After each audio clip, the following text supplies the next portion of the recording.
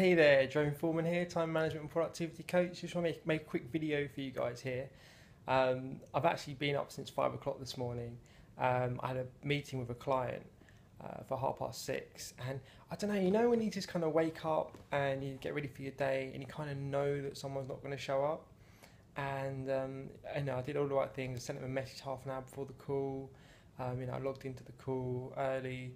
I was waiting for them, but sometimes these things can't be avoided, but it got me thinking that sometimes when we're waiting for a friend or arriving at a place and someone doesn't show up or someone's running late, sometimes these things are unavoidable.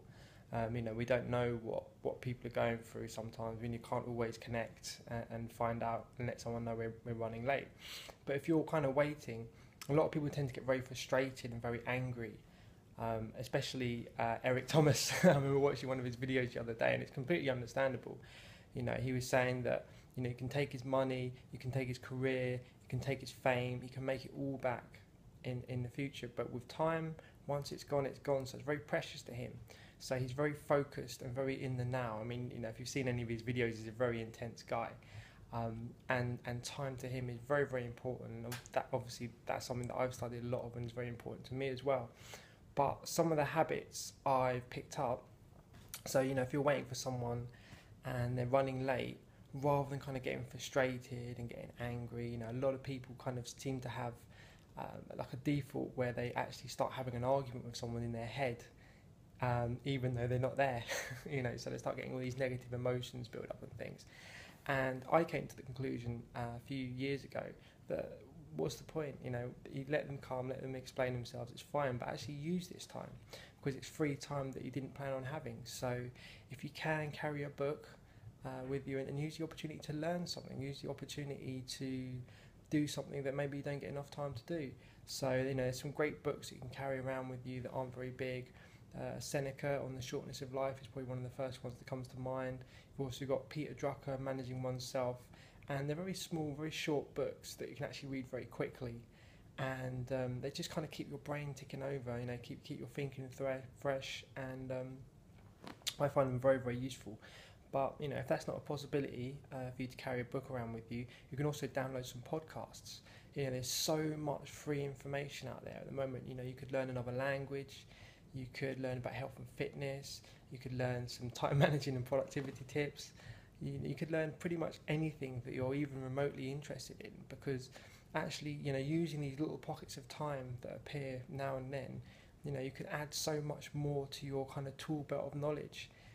A lot of people, if they're kind of waiting or if they have a couple of minutes, they'll kind of jump straight onto social media and playing games and things like that. And actually, there's a lot of research coming out now that says things like Tetris and things are actually very good for increasing your cognitive functions and things like that. But doing these things too much and too often, it's like anything in life. Too much of a good thing can be a bad thing.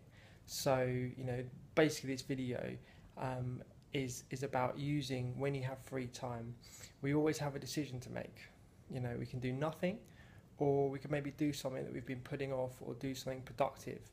And here's the thing, so nothing comes from nothing, and if you think about our lives, we get where we are, and we're in the position we're in as a result of all the decisions we've made in our lives up to that point.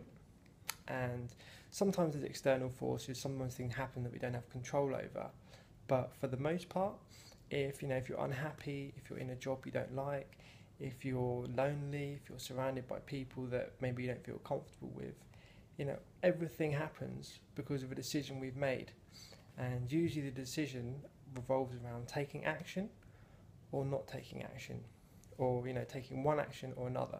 So one of the takeaways I want you to get from this video is every decision you make throughout the day, and every time you have a choice to make, just spend a few seconds actually thinking about the outcome.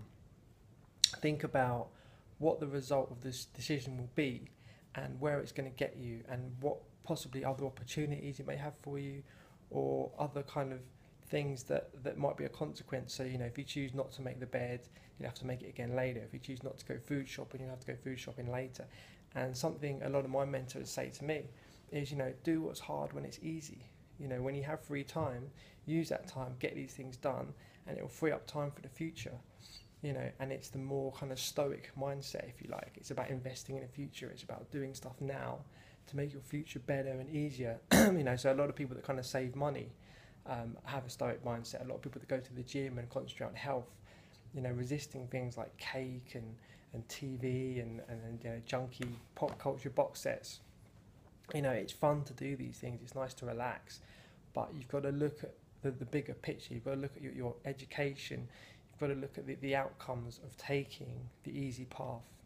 Okay, so that's kind of what I want to leave you with today. So it's about using your free time for kind of investing in yourself. You know, use your free time to kind of do things that will benefit you in the long run, not just these kind of quick rewards. Every now and again it's fine. And actually, I need to learn to relax a bit more. I need to learn to kind of maybe watch a bit more TV, but for the most part I'm happy doing what I'm doing. I'm happy kind of learning and pushing myself and just squeezing every drop out of life while I can, because once it's over, unfortunately. And you know, all the kind of knowledge we can learn, all the tasks we can complete, I don't know, I just feel like I go to bed feeling like I've lived, feeling like I've done a full day's work and I've driven towards my goals. Because, you know, unfortunately it's very, very easy to kind of take a back seat and get into a cycle. You know, it's almost like a sausage factory, you know, pardon the expression, but you know, people live the same day over and over. They go to work, they go home, they'll watch TV, they'll get up, they'll go to work, they'll go home, they'll watch TV. And it's, I don't know, it's just easy and it's relaxing, but it's not really living. You know, living, it's existing effectively. I think Les Brown says this, you know, but living is something a lot more purposeful, a lot more driven. And you know, if you're living with purpose, if you're living with passion, you'll find that you feel a lot more relaxed, a lot more happy with yourself inside, and how you feel will resonate to how you project yourself onto people around you.